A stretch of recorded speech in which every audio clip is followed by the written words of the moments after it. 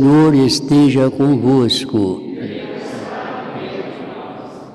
Proclamação do Evangelho de Jesus Cristo, narrado por São Marcos.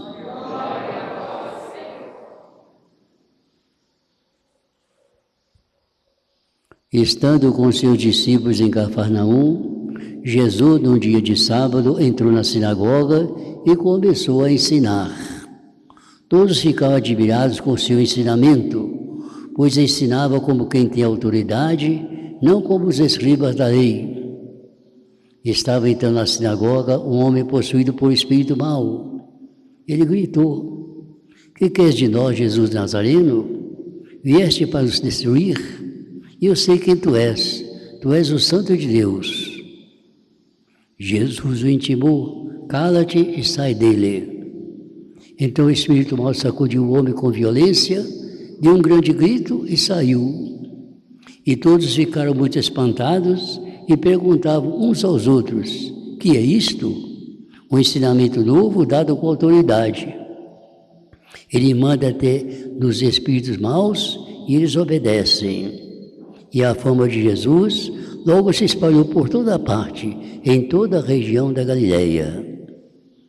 Palavra da salvação.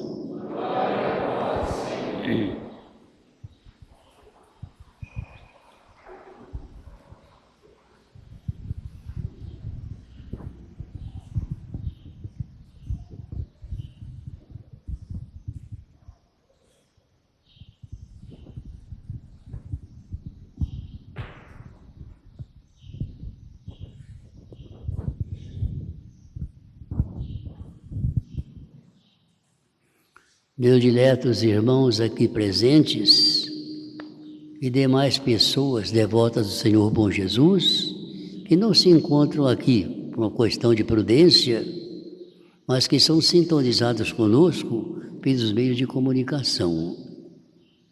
Na economia, na história da salvação, o profeta é uma pessoa de destaque, uma pessoa importante, o profeta. Deus sempre mandou profetas para falar ao povo de Israel. Quantos e quantos profetas? O profeta é o homem de Deus, não comprometido com os poderes terrenos, livre de quaisquer compromissos espúrios. Ele, o profeta, fala em nome de Deus e denuncia o erro onde ele estiver presente, como nós ouvimos a leitura de Jonas.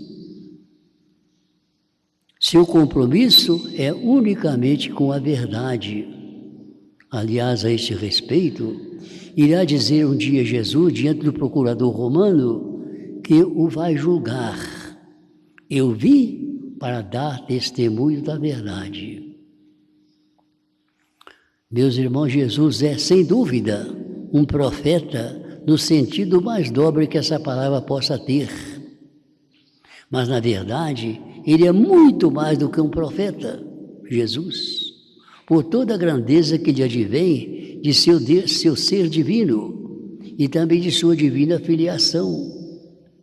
Basta ouvirmos o prólogo da carta de São Paulo aos Hebreus, onde ele fala: muitas vezes, em diversos modos, falou Deus outrora pelos profetas. Agora, nesses dias que são os últimos, falou-nos por meio de seu Filho. Aqui se tem um confronto, aqui se põe em confronto os dois testamentos. No Antigo Testamento, Deus fala por intermediários, os profetas, no Antigo Testamento. No Novo Testamento, fala por sua própria palavra, o seu Filho. Jesus é a palavra de Deus. Acontece então essa maravilha. Quando Jesus fala, os homens descobrem um tom de voz diferente. Nunca ninguém tinha falado assim, acabamos de ouvir no Evangelho. Uma autoridade indiscutível, bem diferente dos escribas, que não passavam de frios doutores e guardas da lei. Foi o que comentaram os que o ouviram falar no dia de sábado, na sinagoga de Cafarnaum, logo no início do seu ministério na Galileia. Extasiavam-se com sua doutrina, porque lhes ensinava com autoridade e não como os escribas. Como era bom a gente ouvir uma palavra de uma pessoa que sabe falar. Eu me recordo que no passado havia aqui o professor Aladim, vocês devem se lembrar dele. Quando ele vinha aqui na fundação, na escola Dom Silvério, e fazia suas colocações, a gente ficava assim, colado nele. Vocês já pensaram em Jesus, muito mais do que uma simples pessoa. E como Jesus libertou um homem de um espírito imundo que o atormentavam, comentaram ainda, extraordinário. É uma doutrina nova e com autoridade. Até mesmo aos espíritos imundos ele dá ordem e eles lhe obedecem. Meus irmãos, aconteceu então um grande milagre. O que é o milagre? O milagre era um sinal que vinha pôr mais em evidência a autoridade de Jesus. Fazia o milagre para demonstrar sua autoridade. E sua fama correu por toda parte, por toda a região da Galileia. Meus irmãos, nos dias de hoje em que vivemos, a verdade caminha assediada por um mundo de falsas verdades, que se propagam com a força de todos os recursos atuais e com os mesmos artifícios que os profetas improvisados inventam para conseguir seguidores. Tive a televisão, essa seita demonstrando milagres e mais milagres, escondendo a verdade, projetando a mentira. Como dizia um comentador quando começou a epidemia, se é verdade que essas seitas são capazes de fazer tantos milagres como a gente assiste e ouve, por que não mandar um desses pastores, ou mais de um, lá na China, Estados Unidos, para controlar a epidemia? Aí está uma prova.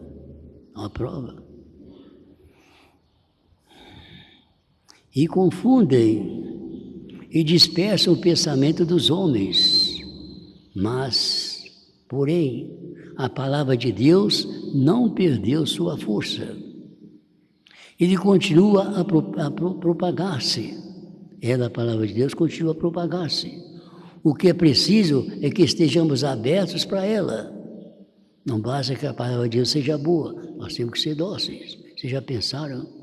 Se quando São Paulo está viajando para Damasco, para prender os cristãos, ouvindo aquela palavra, Saulo, Saulo, por que me persegues? E não levassem e deixasse para lá? Deixa para lá. Não, mas ele teve um coração dócil. Senhor, o que queres que eu faça? É o que tem que acontecer conosco também. A palavra de Deus não perdeu sua força. Ela continua a propagar-se. O que é preciso, que eu estou dizendo, é que estejamos abertos para essa palavra, como São Paulo, muito mais Nossa Senhora. Que vivamos sintonizados com a verdade. Sintonizados com a verdade.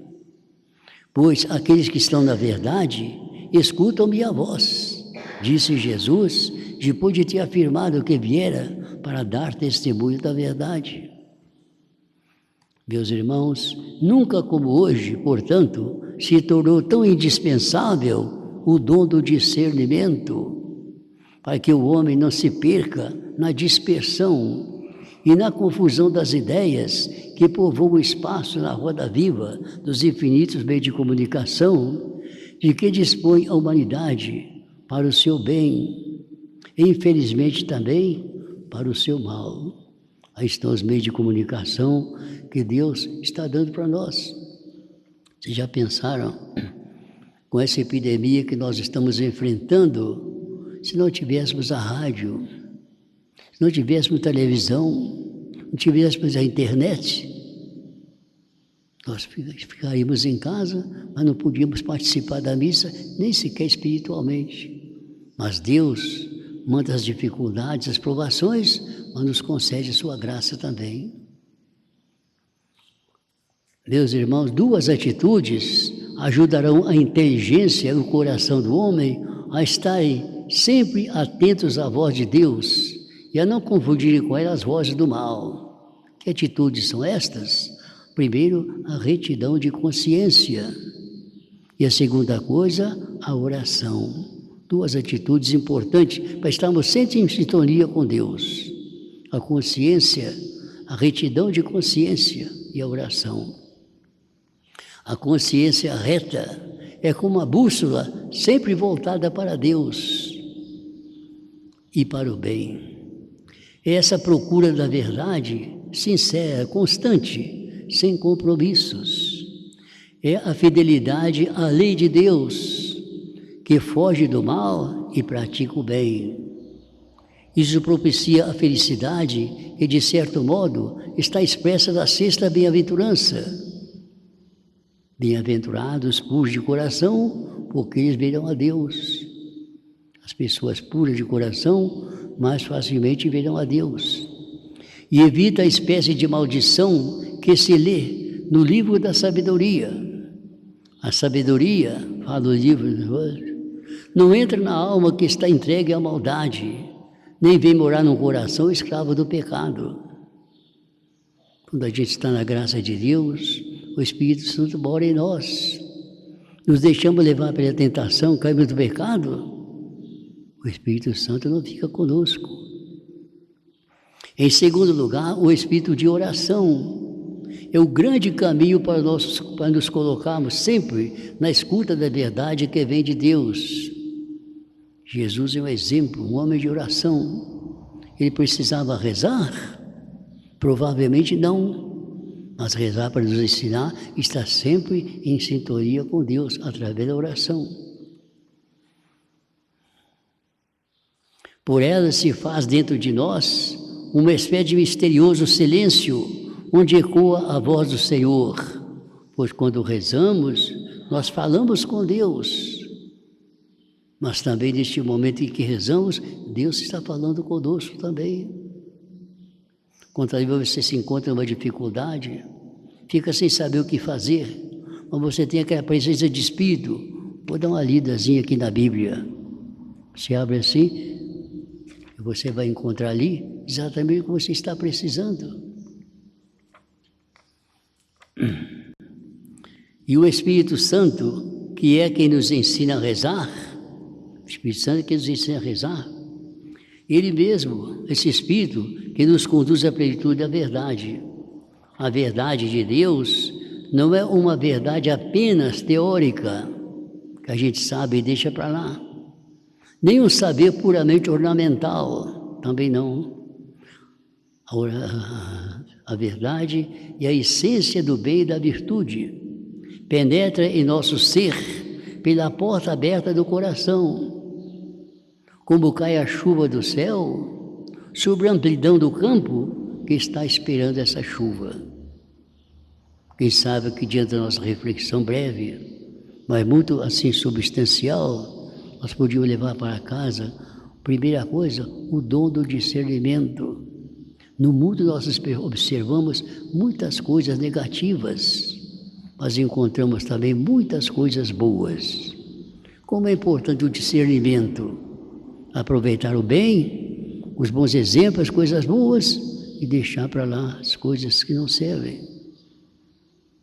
E depois, como eu acabei de falar, as duas atitudes que sempre nos colocam em sintonia com Deus.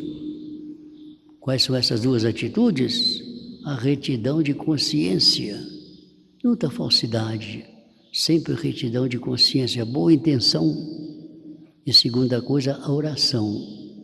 Pois a oração é grandemente necessária. Ela é comparada ao ar que nós respiramos. Se nós não respirarmos, nós desfalecemos. Se nós não rezarmos, vamos nos perder. Quem reza se salva, quem não reza se condena. Amém. Vamos fazer nossa profissão.